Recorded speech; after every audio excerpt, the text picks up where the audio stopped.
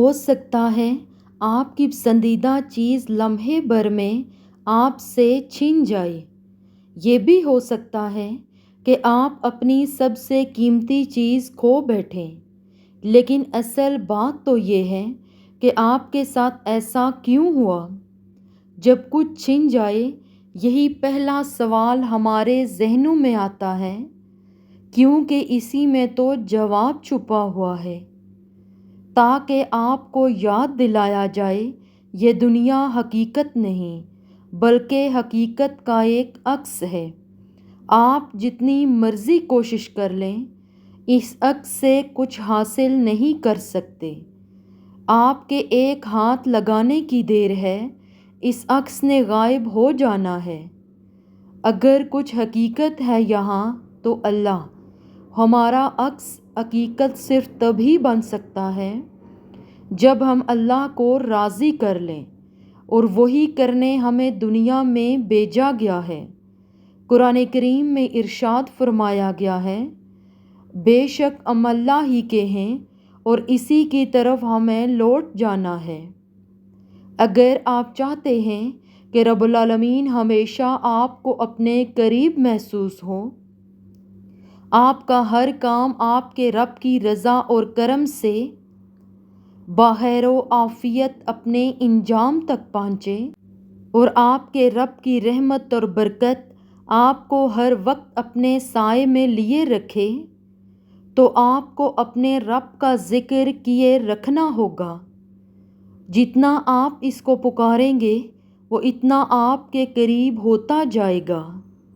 جتنا آپ اسے پکارتے جائیں گے، وہ آپ کی پکار سنتا رہے گا۔ جتنا آپ اسے یاد رکھیں گے، وہ آپ کو یاد رکھے گا۔ رب کا ذکر، رب کی باتیں، رب سے باتیں، جسے یہ شرف نصیب ہو جائے تو پھر کون ہے اس سے زیادہ خوش نصیب؟ قرآن کریم میں ارشاد فرمایا گیا ہے، بس تم مجھے یاد رکھو، میں تمہیں یاد رکھوں گا۔ مشکل آتی ہے چلی جاتی ہے، برا وقت آتا ہے چلا جاتا ہے، کچھ بھی ہمیشہ نہیں رہتا، تو پھر تم کیوں غموں کا بوجھ لے کر اپنے دل سے لگا بیٹھے ہو؟ یہ آنی جانی چیز ہے، برا وقت آیا ہے، کوئی مشکل آئی ہے، تو اس کے ساتھ آسانی بھی بھیجی جا چکی ہے۔ بس انتظار کرنا ہے، تھوڑا سا صبر کر کے دکھانا۔ صبر تو سب سے بڑی آسانی ہے، جو اگر کسی مشکل میں آپ کو دے دی جائے، دنیا اور آخرت دونوں سنور جاتے ہیں۔ قرآن کریم میں ارشاد فرمایا گیا ہے، پس اس میں کوئی شک نہیں کہ مشکل ہی کے ساتھ آسانی ہے۔ نعمتوں میں سب سے بڑی نعمت اپنے گناہ کا احساس ہو جانا ہے، اور یہ احساس اللہ کی طرف سے آپ کے لیے اشارہ ہے کہ اللہ کا رحم ابھی بھی آپ کا منتظر ہے، اور ایسی حالت میں آپ کو اپنے رب کی طرف بھاگ کر بھی نہیں بلکہ اڑ کر جانا چاہیے۔ وہی ہے جو توبہ کی طرف ہماری رہنمائی فرماتا ہے، اور جب اللہ راستہ دکھائے تو سب چھوڑ کر، سب بھول کر اس کے راستے پر چل دیتے ہیں، کیونکہ توبہ کی مہلت ہر ایک کو نصیب نہیں ہوتی۔ قرآن کریم میں ارشاد فرمایا گیا ہے، بے شک اللہ بڑا توبہ قبول کرنے والا، نہایت رحم والا ہے۔ کیا آپ کو پتہ ہے سب سے بڑی مصیبت کیا ہے؟ آپ تب مصیبت میں نہیں پڑتے جب حالات آپ پر تنگ پڑ رہے ہوتے ہیں، جب بیماری آپ پر آ پڑتی ہے، یا طوفان آپ کو اپنی لپیٹ میں لے لیتا ہے۔ سب سے بڑی مصیبت یہ ہے کہ آپ دوسروں کی خرابیوں کی خبر رکھنے والے بن جائیں، تب آپ اپنے لیے خرابی لاتے ہیں۔